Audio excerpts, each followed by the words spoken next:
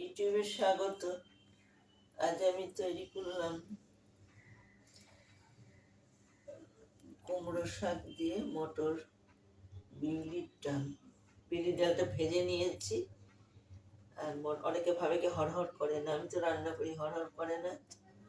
মটর বিউলির ডালে কুমড়ো শাক দিয়ে রান্না করলাম। মেথি আর কালো জিরা ফোড়ন দিলাম। আর করলাম আলুর ভর্তা পাকা কাঁচা লঙ্কা দিয়ে, কালো জিরা ফোড়ন দিয়ে।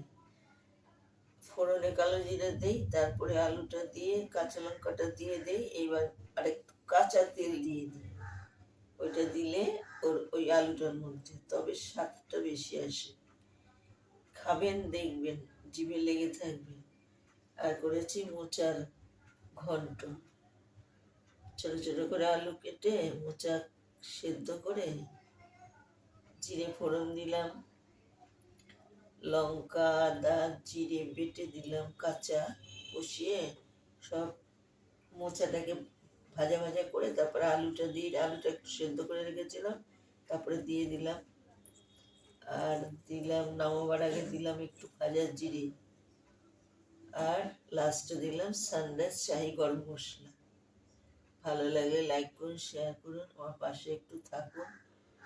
সাবস্ক্রাইব পাচ্ছি না, আপনারা তো করছেন না।